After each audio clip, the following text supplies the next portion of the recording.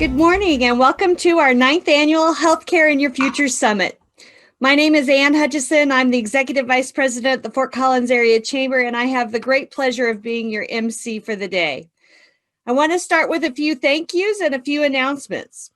First, today's event is only possible thanks to the support of our sponsors.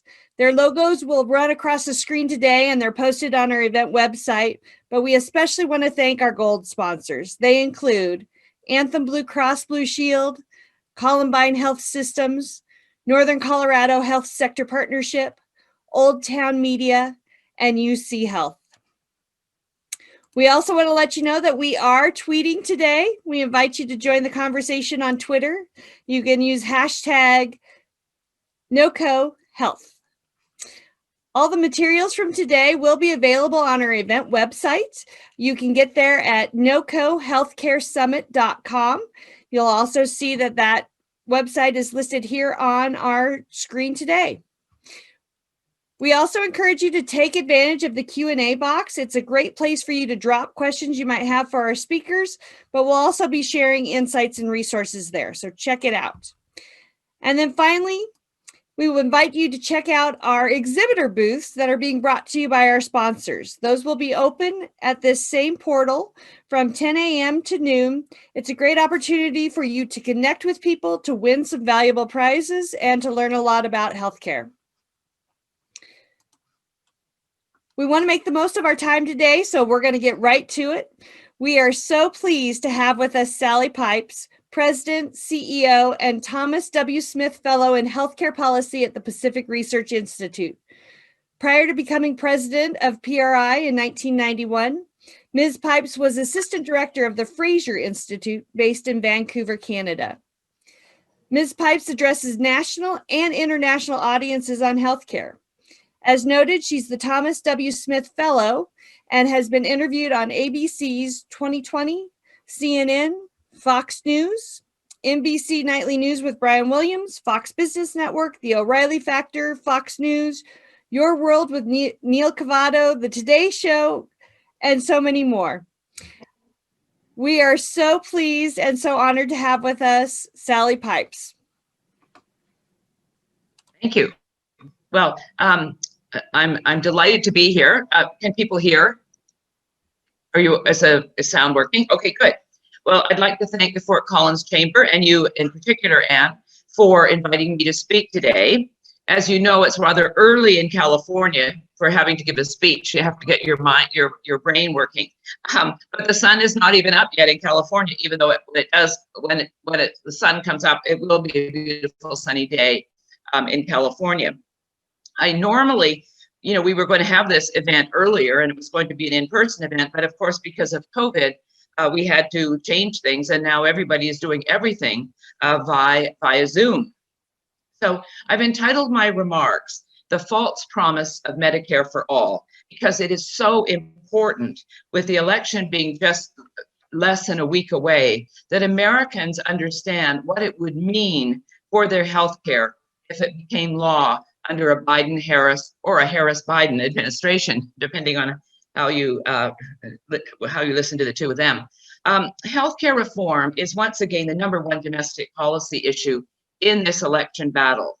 And this is mainly because the Democratic candidates have been scaring American people by telling them if the US Supreme Court overturns Obamacare, and it can't happen until next spring, 20 million people will lose their coverage, their ACA coverage, as will 100 million Americans with pre-existing conditions. As Kamala Harris said during the vice presidential debate, if you have a pre-existing condition, heart disease, diabetes, breast cancer, they're coming for you. If you love someone who has a pre-existing condition, they're coming for you. I'm going to correct these myths that are being circulated by the Biden-Harris campaign and others later on during my remarks. I'm going to outline Joe Biden's plan and explain how it is a stepping stone approach to single payer, or what we call Medicare for all. Single payer or Medicare for all means that all private insurance would be banned for anything considered medically necessary. Canada, the country where I'm from, has a true single payer system. And the other two countries that have the same are Cuba and North Korea. In the UK, Brits have a universal insurance system where 90% of Brits are covered under the government's National Health Service. Both countries suffer from long waiting lists for care, ration care, doctor shortages, and high hidden taxes to support these plans. Single payer has been the backbone of Senator Sanders' agenda, as many of you know, for many, many years.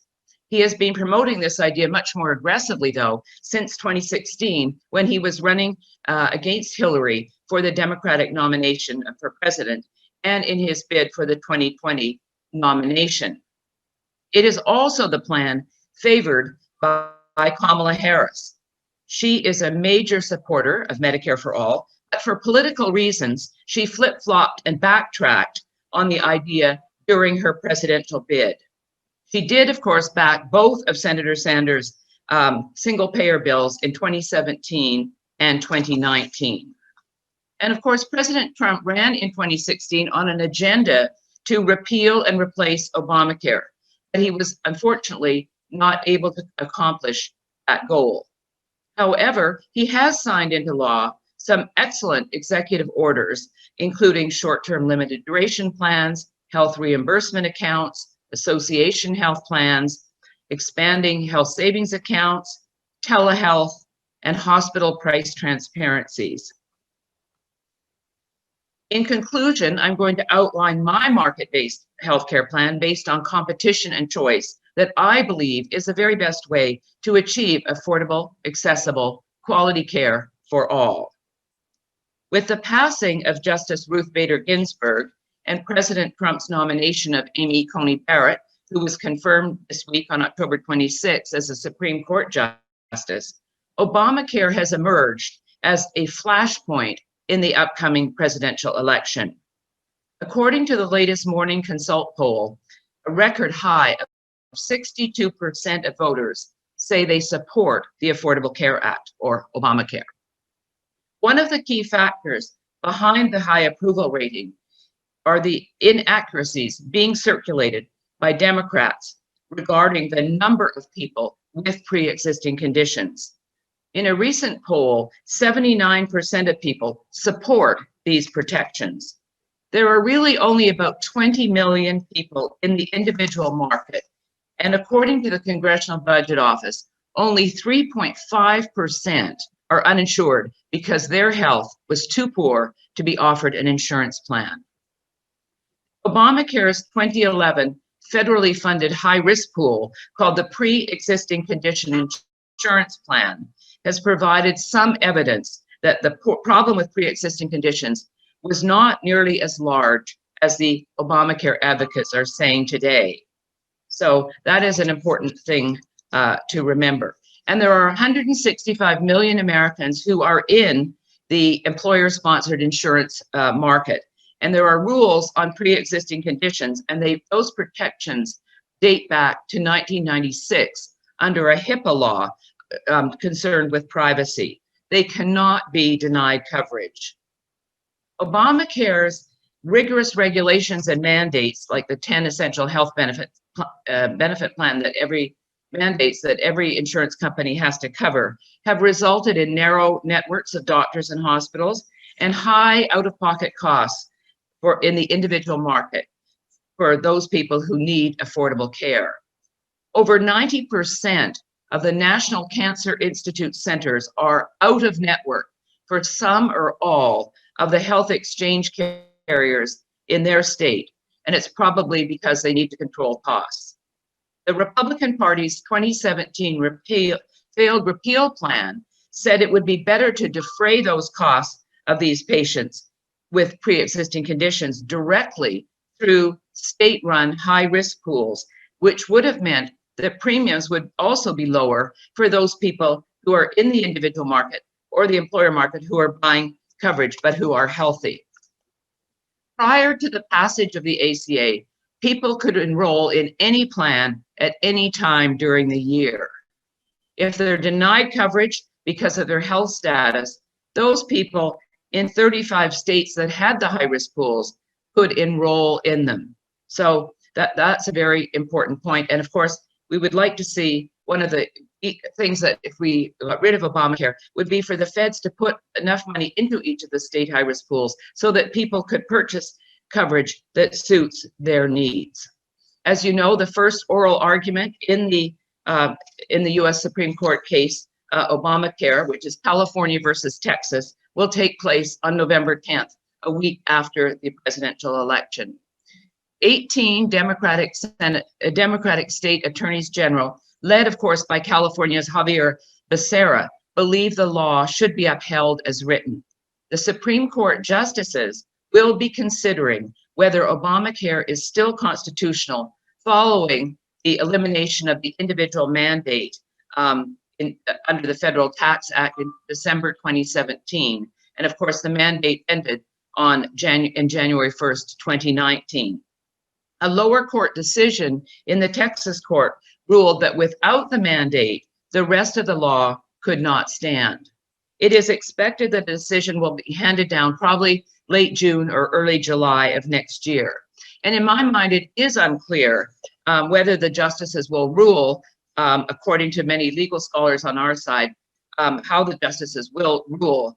But they seem to think it is unlikely that the justices will eliminate the individual mandate, but leave the entire law, the rest of the law in place.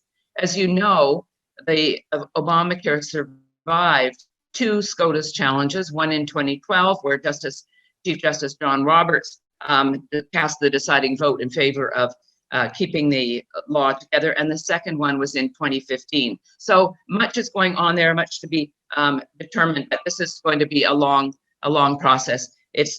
Obamacare is not going to be overturned the day before the election, as many in the media seem to make the case that it will be, and of course that is not possible. I'm now going to turn my attention to the election and single-payer healthcare. Senator Sanders, who I call the Pied Piper of single-payer healthcare, is one of Joe Biden's key healthcare advisors. He served as a member of Biden's healthcare unity task force and is pushing hard for Biden to endorse Medicare for all, if not before the election, then after. Of course, that assumes if he were elected. While Sanders and Alexandria Ocasio-Cortez tried very, very hard, they were not able to get single payer into the Democratic platform this year. Joe Biden's campaign agenda, including his healthcare plan that he is now calling Biden Care. I wonder what Mr. Obama thinks of that his name has been taken off and it's now Biden Care. It is the most progressive agenda in the Democratic Party's history. While telling the American people he is not a socialist like Bernie Sanders, Medicare for all would be a disaster for all Americans. His plan, Biden's plan, as he has released it, and I'm going to give you the details, is a stepping stone approach to single-payer health care. At the final presidential debate, Mr. Trump accused Biden of supporting socialized medicine. Biden called the claim ridiculous. In fact, Trump is right. Let's look at his plan. He supports building and expanding the 10-and-a-half-year-old Obamacare law. I just wanted to point out a couple of things. It is noteworthy that only 11.3 million people are enrolled in Obamacare's exchanges this year, with 87% or 9.3 million getting subsidies from the federal government. There has been a 45% drop in ACA exchange customers because they did not qualify for subsidies, and that is 2.8 million. That is because these people moved out of just above the 400% of the federal poverty level, and then they decided that healthcare was too expensive under the exchange plans.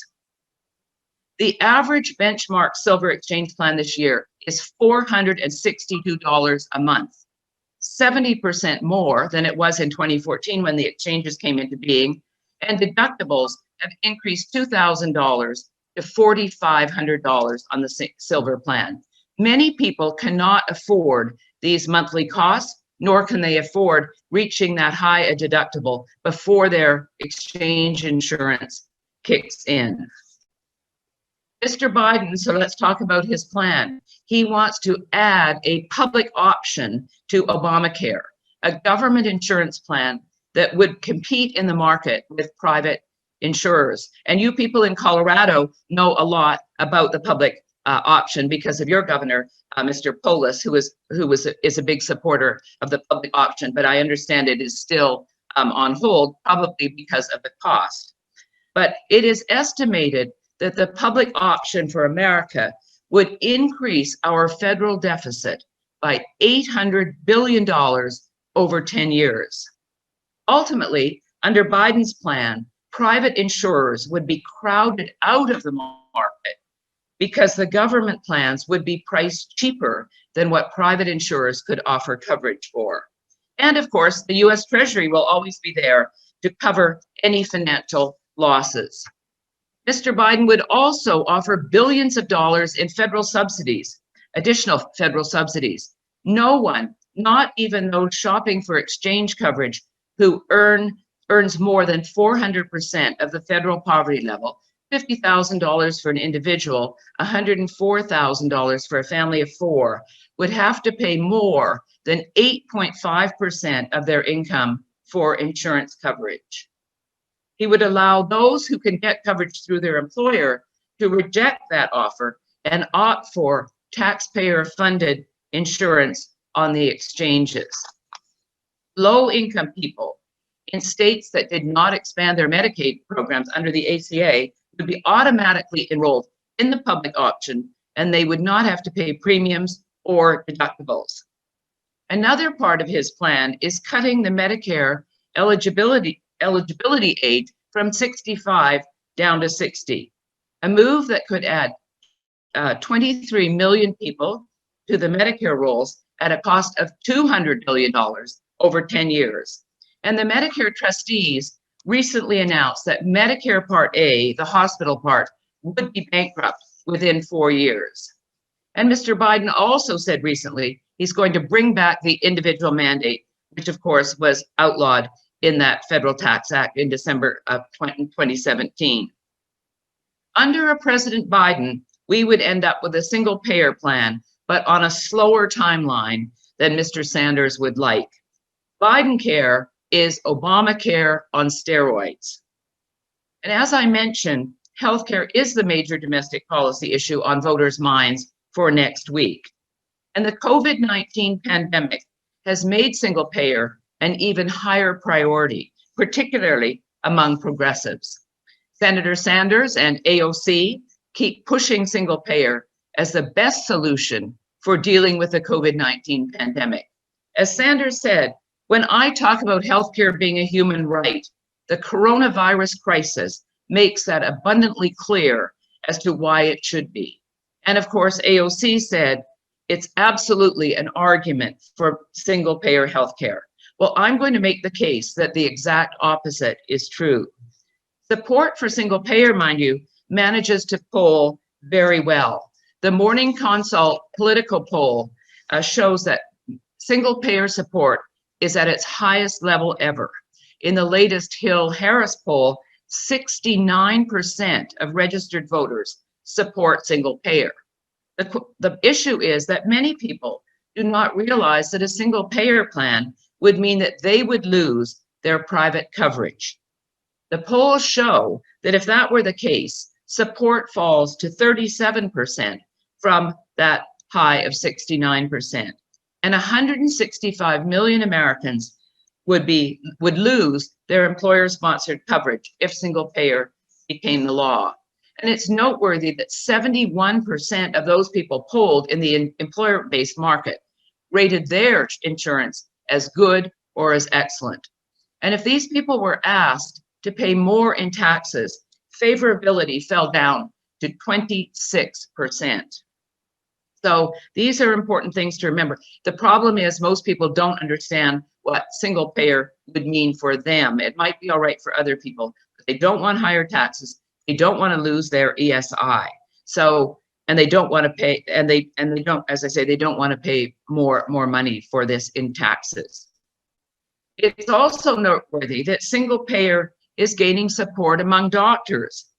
At the annual meeting of the American Medical Association, which actually only covers about 20% of doctors. People think that the AMA covers all doctors in the country. It only represents just under 20%. The membership voted at their annual meeting to support single payer at the closest vote ever, 47% for and 53% against. And I think one of the reasons is that a lot of the docs in the AMA are primary care docs, younger docs, and a lot of women who support the idea of the government being the payer for health care. Under government-controlled systems, doctors are paid less than they are here in this country. In the US, doctors are paid on average $313,000 a year. That was last year's number. While under Britain's National Health Service, doctors make $138,000, and in Canada, my country, $130,000. If we got single payer, doctors' salaries would have to be reduced significantly in order to cover the cost of such a program. And the other thing that I think is very disturbing is that I believe that the brightest and the best students would not go into medicine as they traditionally have. The American Association of Medical Colleges, which does a lot of surveying on students and medical doctors, they reported on October 22nd that the US could see a shortage of between 54,000 and 139,000 doctors, including shortfalls in primary care and specialty care by the year 2033. And this is up from the previous shortage that they quoted last year, 47,000 to 122,000. So these are important things to think about what will happen to doctors if the government takes over the system. And here in the US, while campaigning last fall, Sanders had his emergency angioplasty surgery to repair a blocked artery. It's interesting that he received immediate and first-rate treatment at a private facility in Vegas that he would ban under his own plan. How much would single payer cost? Charles Playhouse from the Mercatus Center released an analysis of the cost of Sanders' plan. He projected between $32 and $40 trillion over 10 years. His estimates are very much in keeping with those of the Urban Institute and the Rand and Rand. They both came in, all three of them are about the same. And today, the US spends about $3.5 trillion, or 18% of our gross domestic product, on healthcare. Playhouse has said that if the government doubled all of the corporate income taxes and all of the personal income taxes, it would not be enough to cover the cost of single payer. The only way the US could bring down the cost of single payer is if they reduced payments to doctors and hospitals and they increased taxes significantly. And under Bernie Sanders' plan, he would cut payments to doctors by 40% to match what doctors are paid for treating people on Medicare. And of course, there would be much higher taxes. He has a new 4% tax on people earning $29,000 a year or more, a new 7.5% payroll tax, taxes on the wealthy, corporate profit taxes, new taxes on large financial institutions. All of these things are parts of the program that he is talking about. And he says there would be no copays, no deductibles, no premiums. And as to illegal immigrants, hell yes, my single payer health plan will cover at least 11 million immigrants. So, as I mentioned, new taxes that he has admitted to, reducing doctors' salaries, which of course I believe will have a real impact on doctors quitting medicine early. And we've seen a lot of doctors retire early from medicine under Obamacare because of all the issues with it. So these new taxes would be significant.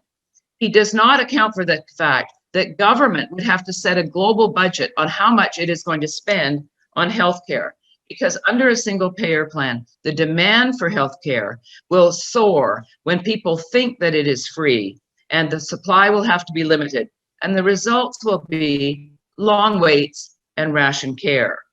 MIT economist Amy Finkelstein said, there is an enormous amount of evidence that leaves no doubt in any sensible person's mind that getting rid of cost-sharing provisions will increase demand for and the use of our health care. And contrary to what Sanders and other progressives say, single payer is not free.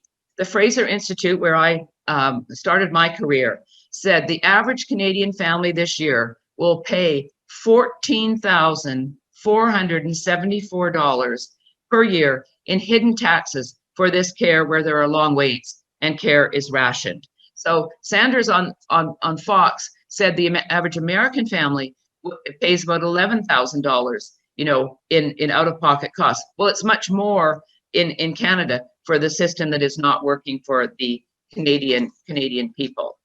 So I've provided some details on single payer and Bernie's plan and what Biden's plan is, but I want to just spend a few minutes talking about the Canadian plan and the UK, which actually have these kinds of systems. So these countries, as I say, Canada and the UK. The Canadian government passed the Canada Health Act in 1984, completing the task that started in the 1940s of bringing true single payer to the entire country. Doctors work for themselves, they're individual proprietors, but there is only one payer for them, and that is their provincial government. And of course, the federal government makes transfer payments to each of the provinces to help with the cost of healthcare. And doctors are paid the same amount of money regardless of their merit. And nobody calls up a specialist. If I want to see my dermatologist on an annual basis, or my OBGYN, or my gastroenterologist, I call and make an appointment directly. In Canada, you have to get a referral from your general practitioner before you can get a specialist appointment. And this is where a lot of the problem lies. But so it's a sort of like teachers and teachers unions. You're not paid based on your merit. You're paid based on what the provincial government is prepared to pay you. So the Canadian government spends about 11.2% of GDP on healthcare, which is a lot less than our 18%. But the demand for care in Canada is much greater than the supply. The result, long waiting lists, ration care, and a doctor shortage. In 2019, last year, the Fraser Institute's latest survey on waiting times showed that the average waiting time in Canada from seeing a primary care doctor to getting treatment by a specialist was 20.9 weeks. That's over 5 months. This is the second longest wait time ever recorded. And back in 1993, that waiting time was only 9.3 weeks. So you can see that the situation is getting worse every year. The average wait for an MRI is 11 weeks, and for neurosurgery, 33 weeks. So is it any wonder that over 300,000 Canadians out of a population of about 36 million leave the country each year and pay out of pocket to get timely treatments either in the US or in other countries? Meanwhile, in Canada, there are scores of empty operating rooms sitting idle every night, with a country with a penchant for training orthopedic surgeons, but not hiring them to treat the patients on these lengthy waiting lists. This does not seem to be, to me, a system to be overly boastful about. My niece could not get a job for 3 years after she graduated as an orthopedic surgeon, and nor could any of her friends. No provincial government had the funds to pay them. They could set up their practice, but they couldn't be paid, and private coverage is outlawed under the law. My own mother died from colon cancer as a senior because when she thought that she had colon cancer and she went to her GP, he had her have an x-ray taken of her colon. Well, for anyone in the medical profession, you do not detect colon cancer with an x-ray. But I asked her to call back, and she did, and she said, my daughter says that I need to get a colonoscopy. The evil daughter living in the US, the impatient one. And the doctor said, I'm sorry, but there are too many younger people on the waiting list with conditions who are waiting to get a colonoscopy. So move forward 6 months. My mother started hemorrhaging. She went to the hospital in an ambulance, 2 days in the transit lounge at Vancouver General Hospital, waiting for a bed in a ward. Yes, she got her colonoscopy, but died 2 weeks later from metastasized colon cancer. It's cheaper to ration care than it is to provide the excellent care that we have come to expect in this country. Michael Bublé, the crooner from Vancouver, Canada, whose Christmas music I absolutely love, his son in 2017 at age 3 was diagnosed with leukemia in Vancouver. The Bublés did not stick around in Vancouver waiting for the cancer agency to see what they could do, what kind of treatment he would get. They immediately flew to Los Angeles and went to the Children's Hospital of LA, where they had the very best treatment and the very best doctors. His son is now 6, and as Michael Bublé said, he is cancer-free, and they are so impressed with the treatment that he got. The combination of relatively high spending and comparatively poor performance should be a warning to us in America. As Madam Chief Justice Beverly McLaughlin, the just retired Chief Justice of the Canadian Supreme Court, ruled, access to a waiting list is not access to health care. Having a care card does not mean that you can get a doctor, and this should be a warning to all of us. In the UK, they have a 2-tiered system, but 90% of Brits get their care from the National Health Service, which was founded 72 years ago. Private coverage is allowed under the NHS, and about 10% of people have private coverage. When Canada was setting up its system, they went to the UK and said, what was the biggest mistake you ever made in setting up the NHS? The answer, allowing private coverage to run parallel to the government program. And in the last 7 months, there has been a 40% increase in inquiries about signing up with private care, because the waits under COVID have turned out to be so long. The system has been in financial distress ever since its implementation. Massive sums are spent, yet the NHS continues to fail patients with also long waiting lists and ration care. But it is treated as a sacred institution, thereby making it immune from criticism. As Nigel Lawson, Margaret Thatcher's former Chancellor of the Exchequer, recently said, the NHS is the nearest thing to a religion that we have in this country. And a writer in the Guardian newspaper, the British paper, reported, the NHS is the world's best healthcare system. The only serious black mark against the NHS is its poor record on keeping people alive. That is an important point.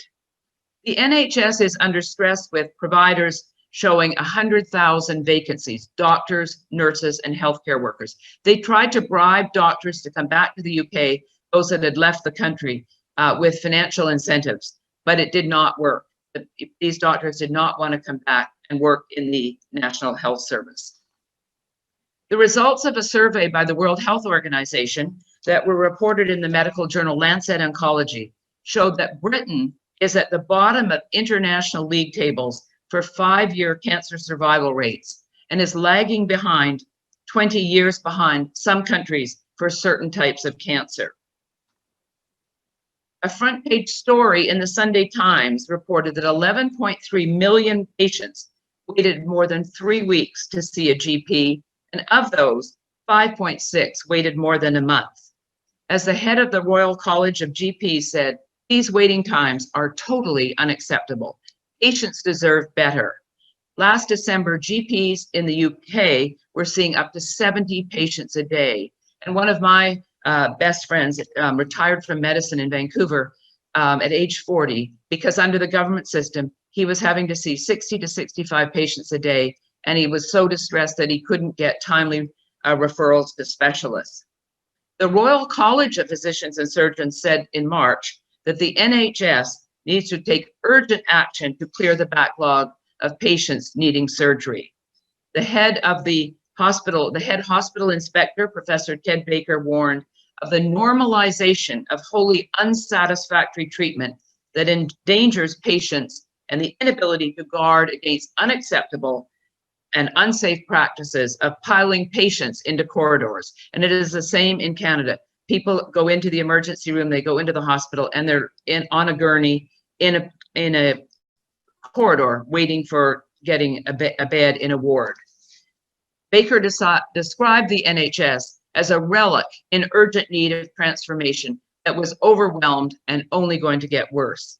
It's no wonder that Rolling Stone frontman Mick Jagger had his heart valve replacement surgery at New York Presbyterian Hospital. He did not go back to the UK to get that surgery under the National Health Service. And as his younger brother Chris said, at least Mick has not got to wait in line for the National Health Service. Under the pandemic, single payer is not the answer. Senator Sanders, AOC, Pramila Jayapal, the House member from Washington State, and other progressives who make up the squad are claiming that under a single payer system, the COVID pandemic would have been solved very quickly. The exact opposite is true. Just look at what's going on in Canada and in England. Health officials in Canada and the UK are so worried about the expansion in cases during this pandemic because their facilities are already so overcrowded that they can't handle this increase in patients needing treatment. In the UK, there were 4.4 million waiting for care, as there are now not just 4.4 million people waiting for care as there was prior to the pandemic. There are now 8 million in a government queue, and the National Health Services said that by the end of this year, there will probably be 10 million waiting for care. It is the longest wait time since 2008, and every month, some 400,000 procedures are getting backlogged under COVID. This is cancer screening, cancer biopsies, cancer treatments, heart surgeries, stroke issues. And the NHS has said it's going to take 4 years to minimize these waiting times. And these delays are expected to result in an extra 50,000 early cancer deaths over the next few years. As one man said, when I needed them most, the National Health Service left me to die. The NHS faces a wave of lawsuits over hundreds of scans, tests, and operations canceled in the lockdown. Some patients, he said, have died or their life expectancy is severely reduced because of these delays. There is no question in my mind that single payer or Medicare for all is no longer a pie in the sky idea in this country. Joe Biden and Bernie Sanders are telling the American people that healthcare is a right. It is not a right. Like anything else, it is a good or service. Declaring a right to healthcare would mean unlimited demand for healthcare, but this would miraculously engender unlimited supply to meet that demand. What would that right entail? Does it mean the right to top-notch care or a right to equal care? Would the government have to ban people from paying for better care, as is the case in Canada? Would the government have the right to tell people to keep themselves healthy? Do I waive that right if I'm a smoker or if I'm obese? In the UK, if you are a smoker or you are obese, you are not eligible for certain treatments. For single payer to become the law of the land in this country, Biden would have to win the presidency, the Democrats would have to keep the House, and they would have to take back the Senate. And then, of course, Bernie Sanders would be there pulling the strings behind the scenes. Because of the massive support for single payer, it is so very important that American people be educated on why such a system is a wrong prescription for our healthcare system. The cure for any problems in our healthcare system are to give the American people more choices in the type of healthcare plans that they need and they want. Under the pandemic, we've seen some very positive signs with deregulation efforts that I and others have been promoting for years. They include expanding the use of telehealth and loosening up the use of telehealth and scope of practice and licensure. On the former, several states, including Michigan and New York, have lifted scope of practice restrictions on nurse practitioners and physician's assistants. On the latter, 47 states have waived these licensure restrictions, paving the way for providers to join the fight against COVID-19. Getting rid of certificate of need laws that hamper the building of new hospitals is also very important. Let's hope that these reforms that I've just outlined actually continue and become permanent after the pandemic ends. I also support some other ideas like changing the tax code so that individuals can purchase their healthcare with pre-tax dollars in the same way that those people who have employer-sponsored coverage do. Of course, I'd like to get rid of this tax advantage completely, but politically, it's very, very difficult to do. But this was a gift to employers during World War II when wage and price controls were in, so that employers could attract new people, new employees, and not lose employees to other firms because they could provide their health care tax-free. We need to expand health savings accounts. We need to increase the amount that can be put in to match what people can put into their 401ks. And we need to allow people to use their money in their HSA if they want to help pay their premiums. And people on Medicare who are over 65 should be able to continue to contribute to an HSA if they so wish. We need to expand hospital price transparency. And as I mentioned, the president signed an executive order allowing this. And we hope that if there's a Biden presidency, he doesn't get rid of these executive orders that I had talked about: short-term limited duration plans, health reimbursement accounts, etc. We also need to encourage the use and expansion of retail clinics. They are a terrific way to reduce costs, and they work very, very well. We need to reform Medicare by raising the age of eligibility, not reducing it, as Joe Biden has said, from 65 down to 60, and it should be means tested. Why should people like Warren Buffett be even eligible for Medicare when he can afford to purchase the very best care? Medicare should be there for those people who need it and can't afford coverage. So, and on pre-existing conditions, I talked about this briefly, individuals should be able to purchase coverage when they are young. And as long as they continue to make the premium payments they're probably healthy when they're young, they should renew their coverage every year, and they should be able to keep their premiums at reasonable rates. This is a solution for the rumor that Democrats are promoting, that 100 million Americans are going to have pre-existing conditions and are going to lose their coverage if Obamacare is overturned.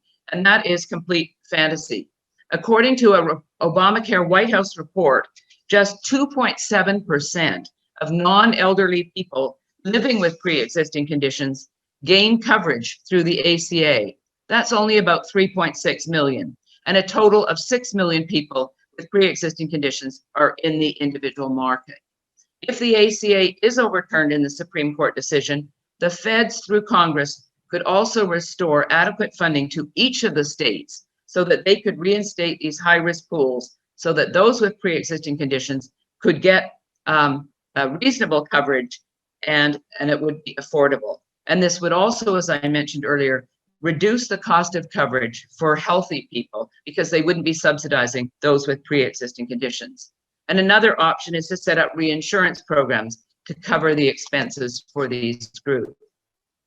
Medical malpractice reform at the state level is needed. The cost of med mal in this country, according to PricewaterhouseCoopers, is about $210 billion a year. And finally, we need to continue to support research and innovation in drugs, biologics, biosimilars, antivirals, and vaccines. Most of the work that is being done in the clinical trials in developing a vaccine for COVID are taking place in this country, not in countries with single-payer healthcare plans. So if you want to know more, my latest book is called False Premise, False Promise, The Disastrous Reality of Medicare for All. It was published this year by Encounter Books. To achieve universal coverage in this country, we need choice and we need competition. That is the way to achieve affordable, accessible, quality care for all. And as my friend PJ O'Rourke so aptly said, if you think healthcare is expensive now, just wait until it's free. Or as President Trump said in his February 4th State of the Union, we will never let socialism destroy American healthcare. Let's hope that he is right. So thank you, Anne, and thank you, everyone, for listening to me. Thank you, Sally. We appreciate your comments today. We do have a few moments for questions. We understand that the Q&A box on the live feed isn't working, but I've got a handful of questions that I'll throw at you just to get us started while we still work to get that up and running. I really appreciated you sharing your insights relative to how we can build a system that can provide high quality care while maintaining talent in the medical fields. Let's dive back into that just a little bit further. I was very interested in your conversation about more choice as well as deregulation. Could you talk a little bit more about what does more choice mean for you? Yes, more choice means that people could be able to get the kind of plans that suit their needs rather than in a one size fits all. Single payer would be a one size fits all, but as I mentioned, long waits, ration care, high taxes. But, you know, I mean, we need all kinds of options. We have fee for service healthcare, we have HMOs, we have PPOs, preferred provider plans, which of course came in when the American public got very upset with HMOs because the incentives were completely wrong. The idea of under an HMO was denying care, not providing care. So PPOs became very popular, and they're a big part of the employers sponsored insurance market. We need many types of different plans, as I say, PPOs, HMOs, fee for service, short-term limited duration plans. Under Obamacare, a short-term limited duration plan was limited to only 3 months. These plans are excellent for young people in particular, because for the most part, they are healthy. You can buy a short-term limited duration plan and it's not subjected to the 10 essential healthcare benefit mandates under Obamacare. And it's about $210 a month for the premium versus $460 a month for an exchange plan. So these are really terrific for young people or people who are between jobs, and particularly under COVID. So short-term limited duration plans. The health reimbursement accounts are a great opportunity too, because an employer would put tax-free money into your HRA account, and you can take that funding and either sign up for your own individual plan, which suits your needs and those of your families. And so it's a great way. And the other point is that, you know, so many people feel tied to their jobs because of the insurance that they have. But with your own HRA, you can take your coverage to a new job if you don't like your job or you want to change jobs. So those are some. And then health savings accounts. We have 22 million Americans have health savings accounts. And I think, as I mentioned, people should be able to put more money into their HSA to at least match what people can put into their 401k on an annual basis. But the research has shown that people who have HSAs are more careful in how they spend their healthcare dollars. Milton Friedman used to say that when people think something is free, they use a lot more of it. And it's particularly true in the health insurance market because people don't know what things cost. And if you don't pay any of the premium, you pay a bit or you pay a copay when you go to the doctor, people think that's what healthcare costs. And of course, it costs a lot more. So as he said, first dollar coverage is not a good idea, but competition, many of these ideas are what would open up the market and give people more choices and would not tie people to their jobs. Thank you. Another one of the solutions you suggested was competition. Again, I'd like to know more about how you define that and if there are examples of systems that we can see where competition has helped to decrease cost, increase opportunity, and increase health of a community. Right. So competition is a key part of all aspects of life in America. So it's odd that it's not, hasn't been part of our healthcare system. And people in Canada think, oh, well, the United States has this free market healthcare system and people are dying in the streets. They don't realize that 50% of our healthcare in this country is in the hands of government through Medicare, the program for the elderly, Medicaid, the program for low-income Americans, the CHIP program for children, and of course, the Veterans Administration, which is a single payer system. And if you follow the media and healthcare issues like I do, you will know that the Veterans Administration has had a lot of problems with waiting times and denied care. And so, so that is something that people need to think more carefully about. But competition, we don't have a lot of competition in the health insurance industry because part of the reason is there are so many mandates and regulations on insurers. These mandates and regulations add 20 to 50% to the cost of your premium, because I might want a mandate. I might want an insurance plan that covers alcohol rehabilitation because the healthcare issue has driven me crazy. And you may not want to cover what I want. You may want to have hair prostheses, for example, although you don't need it looking at your photo, or you might want in vitro fertilization. These are things, but if you want those things, you should have to pay for them. But why should I have to subsidize what you want, and why should you have to subsidize what I want? So mandates are very, very expensive regulations, and as a result, we haven't had a lot of new entrants. New entrants can't come into the field. I've talked to many people who'd love to be in the health insurance industry, but it's just too expensive and it's not worthwhile. And as we've seen under Obamacare, in many states, there is only one insurance plan available for people, and they're expensive premiums, the deductibles are high, and small networks. I've had many people call me on radio shows, and they'll say, I live in Boston, I bought the premium exchange, the platinum exchange plan, and I called my doctor's office and they're not taking my plan. My own dermatologist, when I was there recently, had a sign in his waiting room. Of course, it's not the reception area, it's a waiting room because you have to wait for the doctor. And it said, we are not taking the Anthem Blue Cross exchange plan anymore. And it's because of the low reimbursement rates and all of the paperwork that's involved. So we need to, open up the market, get rid of these mandates and regulations so we can get more competition, just like in so many other aspects of our lives. Thank you. So apparently the Q&A is now working. So anybody who's watching us live today, simply refresh your screen and you'll be able to throw in some questions, and we'd love to get those. I'd like to follow up, Sally, on some of the observations you had relative to a diminishing talent pool in Canada relative to their healthcare system. Your observation that individuals will go through extensive education, be ready for a job, and then they can't find a job there in the country, and that's really limiting the amount of talent that's available in their healthcare system. Talk a little bit about how we avoid that same challenge here in the United States, and how we can make sure we have a good pipeline of talent that we can keep and that can, again, keep all of us healthy.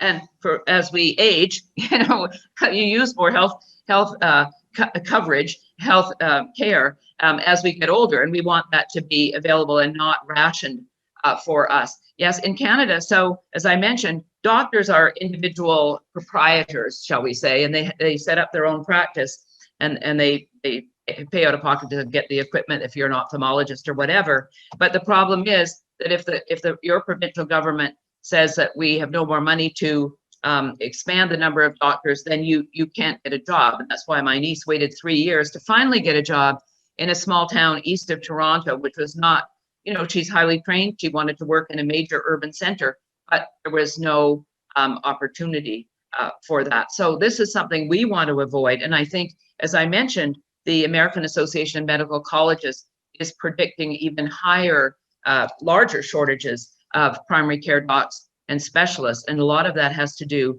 with the fact that docs are fed up with all of the red tape, the regulations, the nightmares of sending in their bills to get paid.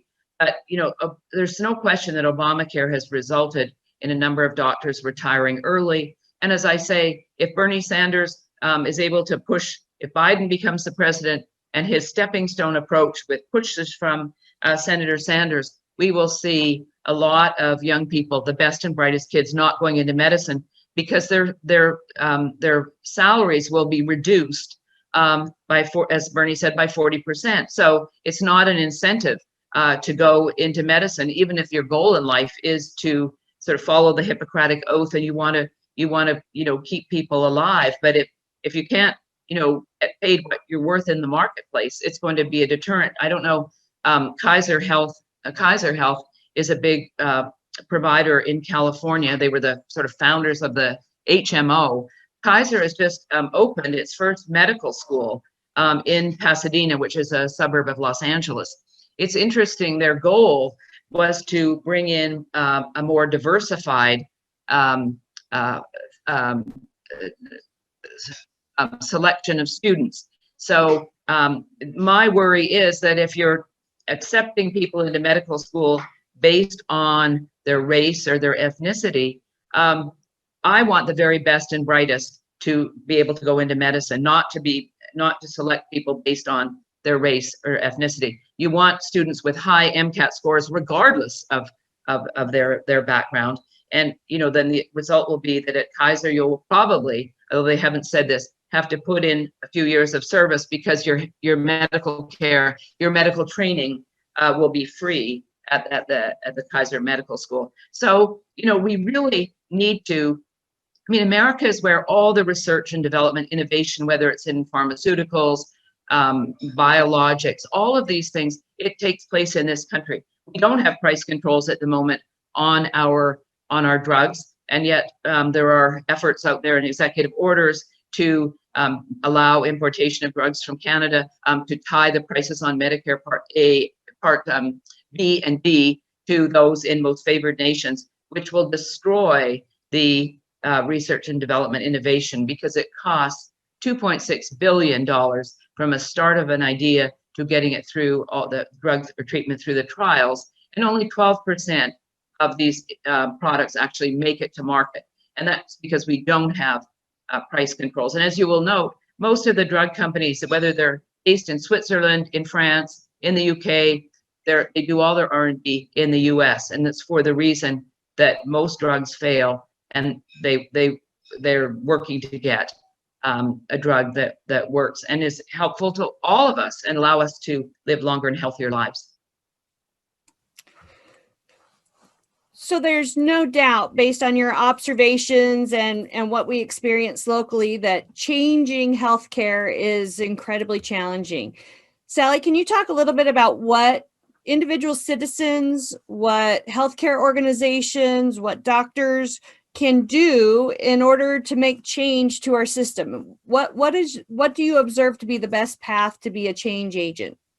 Well, my job is, of course, to educate people on what it would mean if the government took fully over our healthcare system. So education is a huge amount, because as we've seen in the poll numbers for single payer, 69% of people polled favor single payer. But when you ask them what you would lose your private coverage under your employer plan, support goes down to 37%, down to 26% if they think they'd have to pay higher taxes and they wouldn't have the insurance that they actually like. So these are the kinds of things that are so important, and we have to educate. But the man on the street needs to get some talking points, and when they're at cocktail parties, explain what it means, because it does sound fantastic. Single payer, we won't have to pay, there's no money paid at the point of sale, when you go to the doctor's office. But your tax burden, as I say in Canada, $14,474 a year in hidden taxes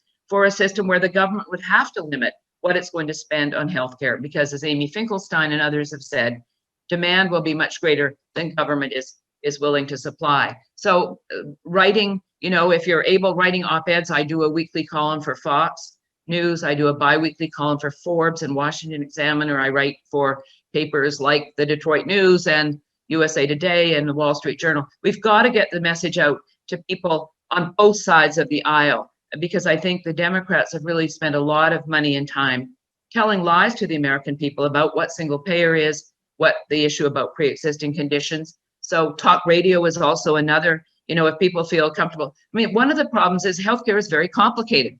And, even a lot of politicians which on either side of the aisle wish healthcare would go away. They really don't want to talk about it because it is complicated.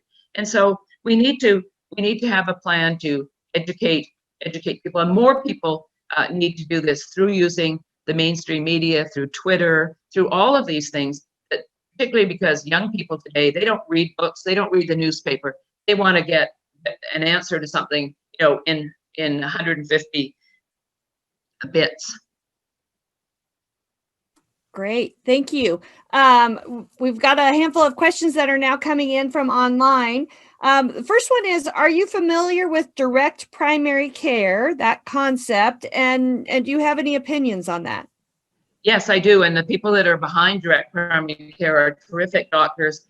And it's really, I think it is the wave of the future, direct primary care, and I support it fully. I also didn't mention when we were talking earlier about the sharing ministries. It's not for everybody, but these sharing ministries around the country where people put money in, and then when somebody gets sick, the money from the sharing ministry pays for their treatment. So direct primary care sharing ministries are two other options that are really terrific. People know what they're paying for their healthcare and direct primary care, and it's much cheaper. Oftentimes, if you need an MRI, you just go to your local MRI place or clinic, or you get it in your hospital, and you don't have no idea what it's going to cost. But under direct primary care, you know what each of these procedures, whether MRI, a CT scan, whatever, X-rays, are going to cost, and it's really putting the doctor and patient in charge of their healthcare. And that is the basic idea of my healthcare work, empowering doctors and patients, not the federal government. Thank you. Another question that's come through the chat is to have you dive a little bit deeper on medical insurance tied to employers. You mentioned that was a benefit that was really added after World War II to be an attractor, a way to keep employees. Why do you think we've continued that connection between employer and healthcare, and how do we ever change that? Right. Yeah, no, I mean, it was an incentive for employers, as I said, during World War II, when wage and price controls, or just after just after the war, I think in the late 40s. It was an incentive because employers couldn't offer their employees more money. So this was a way to give them a benefit and to keep them. But it really, and particularly for people who, as I say, somewhere between 165 million to 180 million, the numbers sort of vary, have employer-sponsored coverage. It does tie people to their job, particularly if they think they, have a pre-existing condition, or they like the insurance, and if they went to work at another company, the insurance plan might not be as good as the one that they have. We have seen that the employers are finding it increasingly more and more expensive to provide coverage. The average employer plan for a family runs about $21,000 a year, and some firms make you pay part of the premium, pay a small copay, some don't. But as I say, as Milton said, it's first dollar coverage. People don't know how much it costs, and when they think it's free, they use a lot more of it. I would really love to see us getting untied from this employer-sponsored coverage. And I think health reimbursement accounts are one way to sort of get people to get their own health coverage when they're employed. And maybe we can, expanding HSAs, maybe over time we can move away from ESI. And I'm sure employers would like to get rid of it too. I mean, they have to have many health benefit managers on staff just to deal with negotiating with insurance companies on the type of plan, what kind of coverage are you adding, dental coverage, eyewear, eye vision coverage, all of these things. It's very complicated, and it's expensive. Another question that's just come in is, when you approach healthcare from a pure business perspective and not as a human right, do we inherently create an environment of haves and have-nots? As I mentioned, healthcare is not a human right, and I have a cover story in the Claremont Review of Books, which is a chapter from my book on why healthcare is not a right. We have a right to life, liberty, and the pursuit of happiness. If we have a right to healthcare, well, before that, we need a right to food. But I think by opening up the market, having a real market in healthcare, so people can get the kind of coverage that suits their needs, that they can afford, is a way to expand the market. And it's not about the haves or the have-nots. We have programs. The Medicaid program the states did not have to expand their Medicaid programs under Obamacare. 39 states and DC have expanded, but anyone earning below 137% of the federal poverty level is eligible for Medicaid. Today we have 55 million Americans on Medicaid. One of the problems is the reimbursement rates for doctors and hospitals are much lower than they get for treating private patients. So people with private coverage are having to subsidize hospitals and doctors to cover the people on Medicaid or the kids on the CHIP program. But one of President Obama's goals when he was introducing Obamacare was to A, reduce the cost of healthcare, and B, to reduce the number of uninsured. And neither one of those problems has been solved under Obamacare. And Michelle Obama, who'd worked at University of Chicago Medical Center, said that even she said that the University of Chicago emergency room should not be there for people with small problems like a sore throat or whatever. It should be there for people dealing with people with cancer coming in, or a stroke or a heart attack. And community hospitals are the place for people with minor issues, or retail clinics. So, Medicare covers now 64 million Americans. It is a single payer program, but the fact that 1 in 3 new Medicare eligibles cannot find a doctor because of the low reimbursement rates. 37 million of those 64 million people on Medicare have to buy a Medicare Advantage plan or a Medicare supplemental plan so that they can continue to go to the doctor that they have a relationship with.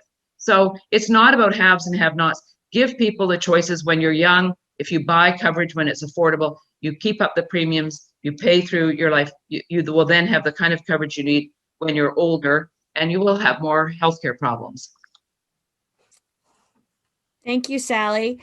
We've got one final question here, and I'm going to combine a handful of them that are together. And our viewers are pushing hard on the fact that we had a broken system before the ACA was put in place, and we have the ACA in place, and we're not necessarily turning the dial on health outcomes.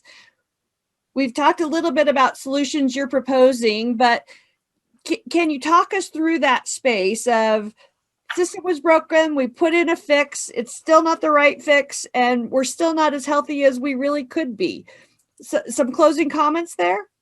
Well, exactly. I mean, the health fix, Obamacare, was really, I believe, another stepping stone approach to single payer. President Obama had said when he was a senator in Illinois, and he spoke to the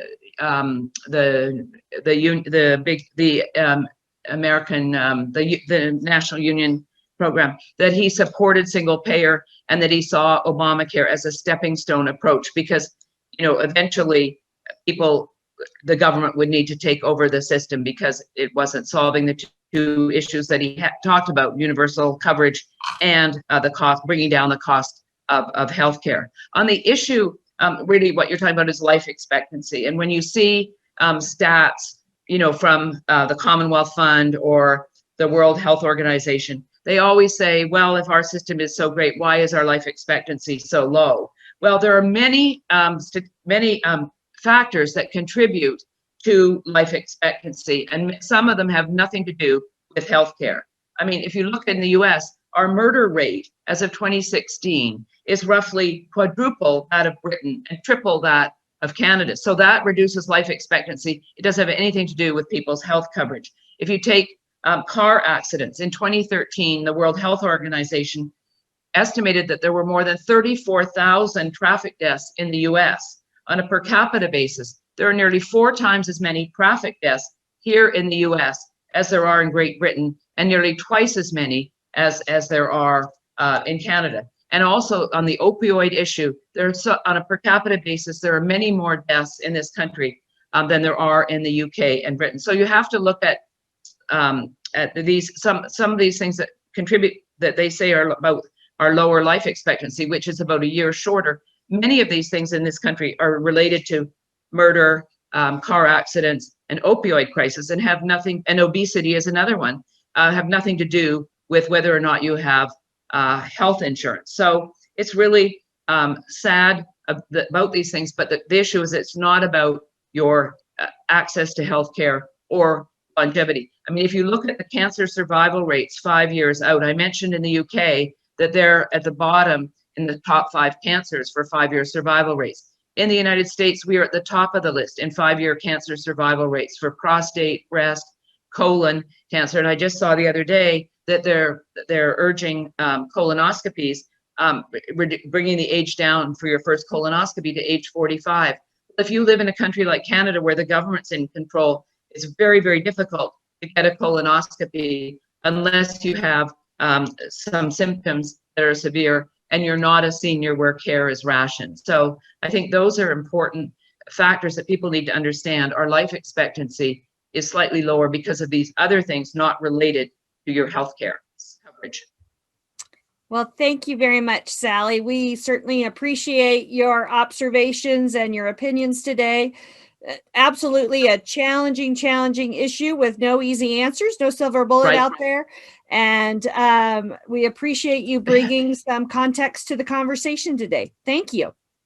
Well, thank you so much, and good luck with the rest of your conference. I think it'll be very, very interesting. So good luck, and thank you again for having me. Thank you. So one of our goals